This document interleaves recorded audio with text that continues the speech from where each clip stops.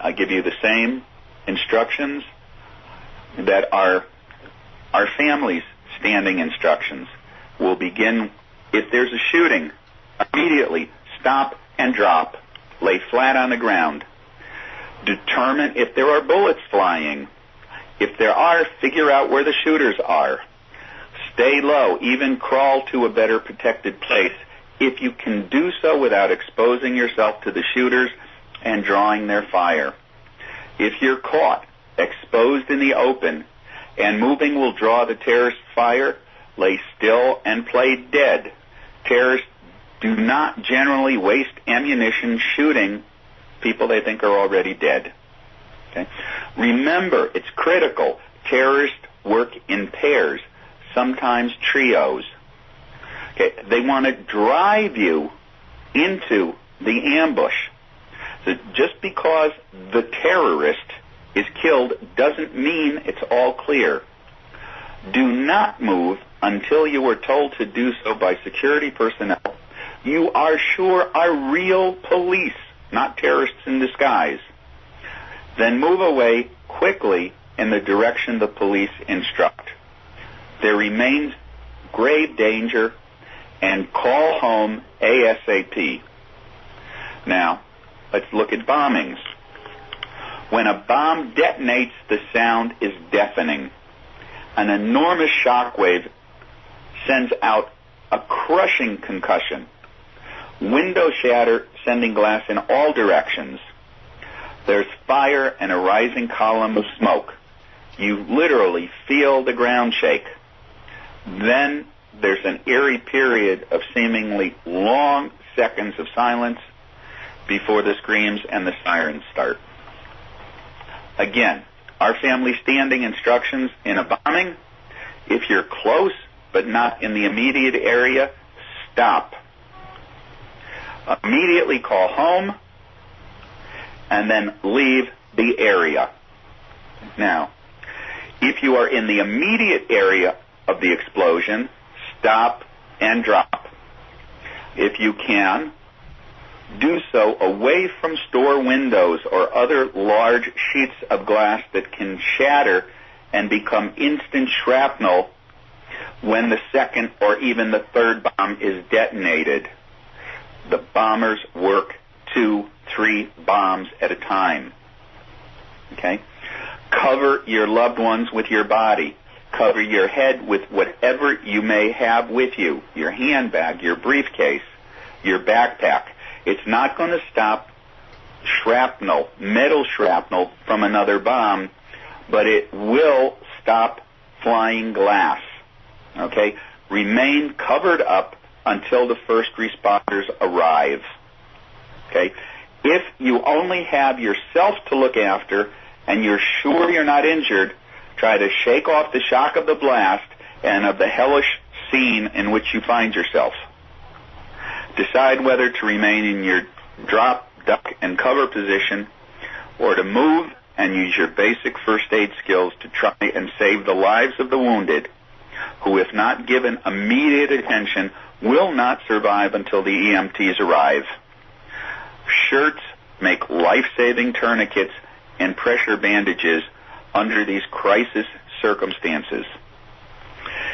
If you have ringing in your ears or you felt the concussion of the blast, you are wounded.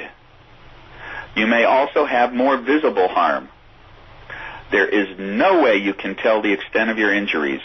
Remain lying still, your head covered as best you can. Do not move. Be patient. The EMTs will arrive and get to you. They will examine and then transport you to an area hospital. Have them contact your family and let a family member know which emergency room you're being taken to. What advice do you have for armed individuals who find themselves in the midst of a shooting? This also comes from being one of the people up above with a sniper rifle. If you find yourself in an attack, never, ever draw your handgun unless either you or other innocents will die if you do not shoot a terrorist attacker. Understand, please, the minute police see that you have a firearm, you are in imminent mortal danger of being mistaken for a terrorist, and there's a high probability that you're going to be shot dead. In America here, everybody visualizes Israelis walking around with Uzis and M16s and whatever, but is that really the way it is? Actually, nothing could be farther from the truth. Surprisingly, the second law passed by Israel's fledgling parliament back in 1949 was confiscation of all firearms, ammunition, and explosives.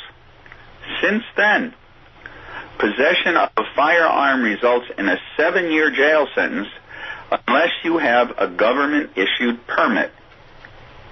Self-defense is not a reason for the government to issue you a permit for a firearm unless you live somewhere that the government's decided is dangerous.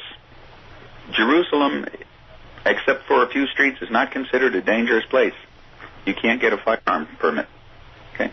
The government even maintains central records of all individuals' visits to mental health professionals so that they have an easy check on one's stability. That's someone who might be applying for a firearms permit. Okay? It's an absolutely insane situation.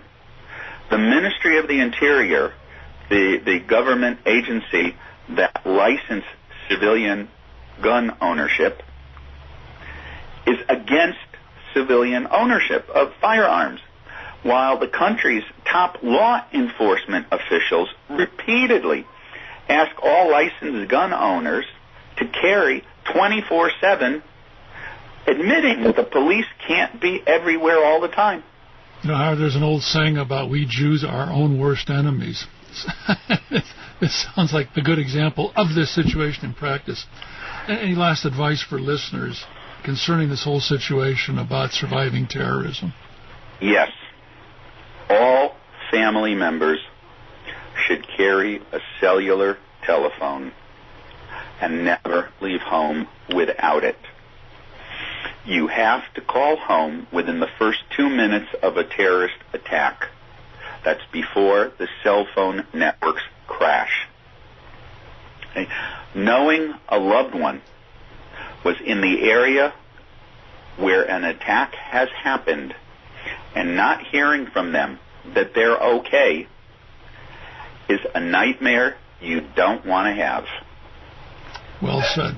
Howard, can you give us the name of your book again and where people can order it?